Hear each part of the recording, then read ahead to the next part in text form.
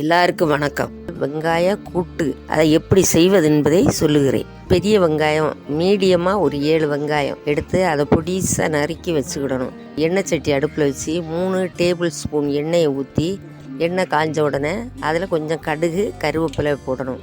அது பொடுன்னு வெடித்த உடனே இந்த வெங்காயத்தை அதில் போடணும். போட்டு அந்த வெங்காயத்தை நல்லா வதக்கிடணும். வெங்காயம் 3/4 வேக்காடு வதங்கணும். வதங்கின உடனே வெங்காயம் முங்க தண்ணியை ஊற்றி அதை நம்ம வேக வைக்கணும். வேக வெந்துக்கிட்டு இருக்கும்போது 1 டீஸ்பூன் ஜீரகத்தூள், 2 டேபிள் ஸ்பூன் மல்லித்தூள், கொஞ்சம் மஞ்சத்தூள், 1 டேபிள் ஸ்பூன் மிளகாத்தூள் போட்டு தேவையான அளவு உப்பு கல்லும் போட்டு நல்லா இந்த தண்ணி வற்ற நல்லா கிண்டி கொடுத்துக்கிட்டே இருக்கணும்.